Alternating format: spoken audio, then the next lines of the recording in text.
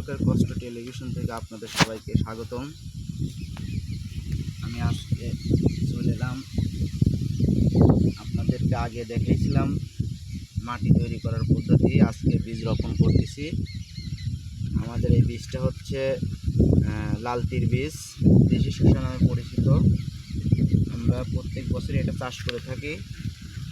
এটাতে অধিক ফলন হয়, ভালো দাম পাওয়া যায়। আজকে রোপণ করতেছি। এই মৌসুমে এটা রোপণ করা লাগে। আপনারা দেখতে পাচ্ছেন, এইভাবে তাওয়া তৈরি করবেন এবং লাগাবেন। এইভাবে তাওয়া তৈরি করবেন। তাওয়া তৈরি করে তারপরে হচ্ছে এক একটা তাওয়াতে আমরা 5টা করে বীজ রোপণ করতেছি। এই যে দেখতে পাচ্ছেন, এটা আমাদের বীজ। আবহাওয়া ভালো না জন্যে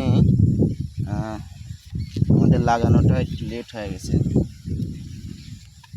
তারপরেও আজকে আমরা এইভাবেই বীজটা রোপণ করে দেব, কারণ সময় চলে যাচ্ছে এটার। এখন রোপণ করলে এটা হচ্ছে আপনার ভাদ্র আশ্বিন মাসে এটা ধরবে।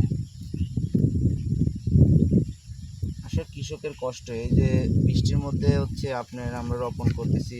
যদি ভাগ্য খারাপ হয় তাহলে হয়তো বীজ আর বের হবে না, আবার নতুন করে লাগাতে হবে বীজ।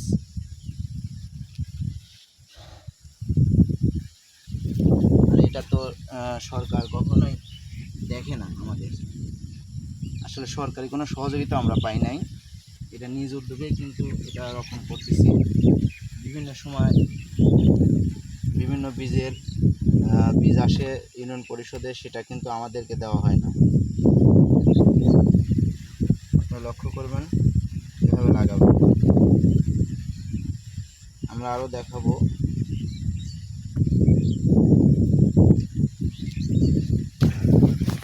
এই যে দেখতেছেন, টোটাল জমিতে আমরা বীজ রোপণ করেছি। দেখছেন, আমরা সবগুলোতে বীজ রোপণ করে দিয়েছি ইনশাল্লাহ।